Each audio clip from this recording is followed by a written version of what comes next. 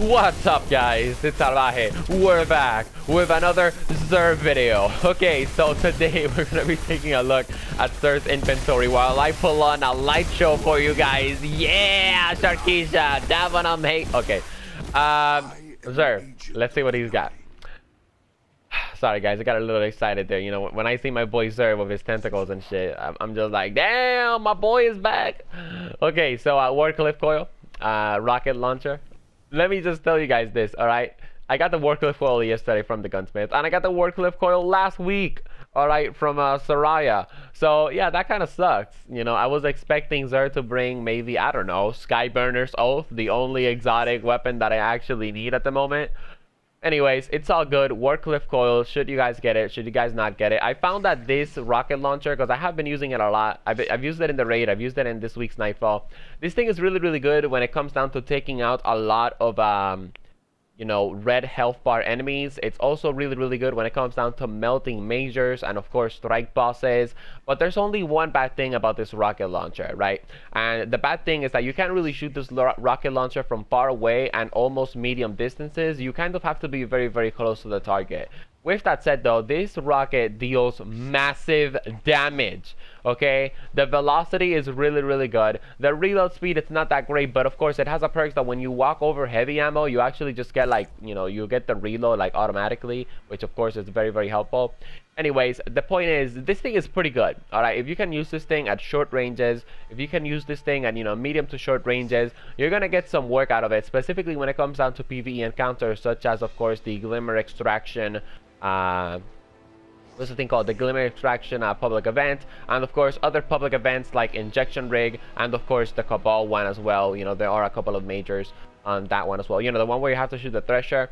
Anyways, the whole point is the Wardcliff Coil is actually pretty good. When it comes down to PvP, it's actually pretty good as well, because you can actually take out a lot of groups of enemies. So usually what I do is I get the heavy ammo, and then I go to the other team's heavy ammo or power ammo, and I see if I can get a triple or a double. That has not happened so far. Like, I've only gotten like a double so far, but yeah, this thing is a really good in PvP. The only thing is, like I said, you just have to use this rocket at close range, okay? I've used the Wardcliff in the raid, and I guess you could say, you know, I prefer Merciless to damage the dogs, but Wardcliff is actually pretty good. Specifically, if you got that Rally Barricade, it's gonna do some nice damage to those doggies. Doggy dog. Anyways, Wardcliff Coil, guys, buy it if you haven't bought it yet. Buy it if you don't have it. This thing is good, okay? It's not a great rocket launcher, you know, as of now, but it's good, all right? It's good. It has a lot of uses. Like, I thought this thing was gonna be really bad, but it's not. It's actually pretty powerful. Plus, it looks really cool with its shader, which I actually don't have. Anyways, let's take a look at the Sun Bracers. Now, as you guys know, in Destiny 1, these bad boys used to be called Sunbreakers, but of course they changed the name of these things. Okay, so Helium Spirals increases the duration of solar grenades and grants grenade energy on solar melee hits. I actually didn't pick this up when it came down to my Warlock, because yeah, where are my 2 solar grenades? Like, the Sunbreakers would used to give you 2 solar grenades in Destiny 1, and they basically just took that out in Destiny 2, which maybe that's a good thing, because maybe the Sunbracers might get a buff and we might get an extra solar grenade. You know, in my opinion, I think solar grenades are pretty good. Not only do they do damage, but they also do burning damage as well. So yeah, guys, you know, if you can get your solar grenade to last longer, that would actually be pretty good. Specifically on the dog encounter, area of effect grenades are actually pretty good when it comes down to the dog encounter. And yeah, if you guys ask me, I'd rather use a solar grenade than, of course, a vortex grenade. Unless, of course, you want to be a stormcaller and use the pulse grenade, which is honestly, in my opinion, one of the best grenades in the game right now when it comes down to the dog encounters. But yeah, if you guys are a Dawnblade type character, you want to use your solar grenade, this is the exotic for you. Although, of course, there are better exotics out there when it comes down to the Warlock, like for example the Lunafaction boots. But again, I don't want to compare these exotics to other exotics, because, well, that's not really the point of Xur, right? Like, Xur doesn't bring you an exotics for you to say, hey, look, you know, this is good, but there's an exotic that's even better. Like, if you guys don't have Sunbracers, you should probably just get them, because why not? You know what I mean? I'm pretty sure a lot of you guys have a lot of legendary shards anyway, so So yeah. Now, if you have to choose between an armor, between any of these armors and the Wardcliff Coil, go for the Wardcliff Coil. Okay, I do have to say that. Okay, so ACD zero feedback fence. This thing used to be amazing in Destiny 1 because when you would get melee, it would cause an arc explosion around you, but that's not the case anymore in Destiny 2. So first you have to get a melee kill, and then of course it's when when someone melees you, whether in PvP and PvE, you of course cause the explosion. So something that I've noticed in PvP in Destiny 2 is that it takes 3 melee hits to actually kill someone instead of the 2 melee hits that it would take in Destiny 1. So, if you guys are one of those titans that like to go for a lot of melee kills in PvP, this is a pretty good exotic. If, of course, you land the first hit. You land the first hit, then they melee you, and then they're pretty much dead. Alright, because you're going to be following it up with another melee.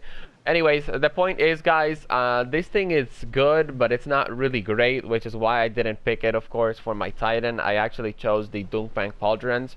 But the point is, if you guys are playing PvE activities where there's a lot of melee type enemies, like for example, this thing, the ACD zero feedback fence, could be really helpful for the doggy encounters. When the war beasts start attacking you, you can of course melee one of those war beasts, and then when another war beast melees you, you cause an explosion to the ads around you and of course the dog that you're damaging. But then again, you know, why would you use this exotic when you can use the Actium War Rig exotic for the Titan, which just gives you auto rifle ammo? Oh, anyways, like I said, you know, I'm just telling you guys what I think about the exotic. This thing is good, but it's not great, okay? But either way, you should get it anyway. I'm gonna get it, okay? And you know why I'm gonna get it? Because I got the shards for it, and I don't really have it, okay? Let me see. I also got the... That's right, the Foe Tracer. Let me talk about that now. Okay, so Foe Tracer. Did I get the Sunbreakers? I didn't get the Sunbreakers. I'm gonna go get that now. It was the oh boy. Oh, okay. There it is. Foe Tracer. So obviously this really isn't the best hunter exotic, but if you don't have any hunter exotics at the moment, if you don't have Radiant Flux, if you don't have Orpheus War Rig, you should probably pick this up. There is one for the Gunslinger, which I actually have. Yeah, that's right, Celestial Nighthawk. If you don't have Celestial Nighthawk, if you just want an exotic for your hunter, maybe pick this up. This is pretty valuable for the you know, War Beast encounter in the raid. It tells you, you know, it shows you where the dogs are at with the tracking. But other than that, that's pretty much it. The low health to enemies, I haven't really used this exotic, okay, but my friend does have it, and yeah, she says that, you know, she doesn't really notice when you do the extra damage for the low health. It's probably like, I don't know, 25, maybe 30%, maybe I don't know, like maybe 35%, but I think it's probably gonna be around 35-25%, because, you know, that's when enemies are on the red bar on the Crucible. So that's where enemies are on the red bar also when it comes down to PvE, if that makes any sense. Anyways, guys, Foe Tracer, you know, if you're a hunter and you just want to get this to get it, you know, get it. If you just want to save your legendary shards for some reason, even though they're really easy to obtain, then, you know, just don't get it. But anyways, that's what I think about Sir's exotic gear for the cartel. If you guys enjoyed the video, drop it a like.